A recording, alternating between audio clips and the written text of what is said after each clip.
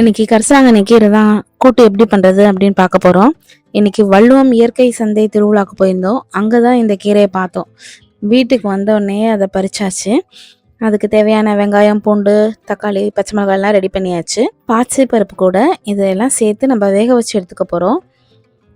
2 தக்காளி சேர்த்துருக்கேன். கொஞ்சமாக மஞ்சத்தூள், பெருங்காயம் சேர்த்து குக்கர் மூடி போட்டு நம்ம ஒரு 3 விசில் விட்டு எடுத்துக்கலாம்.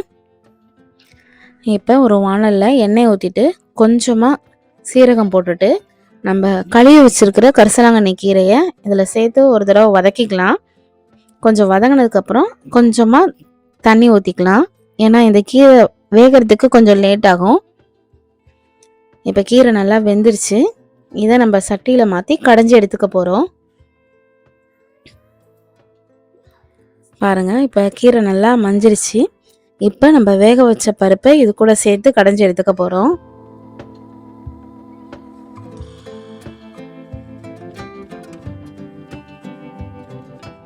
இப்போ தேவையான உப்பு சேர்த்துட்டு நல்லா கடைஞ்சி எடுத்துக்கலாம். இப்போ வாணலில் எண்ணெய் ஊற்றிட்டு இப்போ கொஞ்சம் சீரகம், 2 காஞ்ச மிளகாய், கொஞ்சமாக கருவேப்பிலை சேர்த்துட்டு கடைஞ்சி வச்சிருக்கிற கீரையை இதில் சேர்த்துக்க போகிறோம்.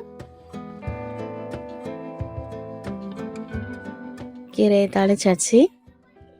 இப்படியே சாப்பிட்றதா இருந்தாலும் ஓகே, இல்லை இது கூட ஒரு கைப்பிடி அளவு தேங்காயை துருவி சேர்த்துட்டிங்க அப்படின்னா கரிசலாங்கண்ணி கீரையில் இருக்கிற கசப்பு கூட நமக்கு இருக்காது. சுட சுட சோறு போட்டு இதை பிசைஞ்சு சாப்பிட்டா செம டேஸ்ட்டாக இருக்கும். இன்றைக்கி தொட்டுக்க நான் அப்பளம் மட்டும் எடுத்துருக்கிறேன்.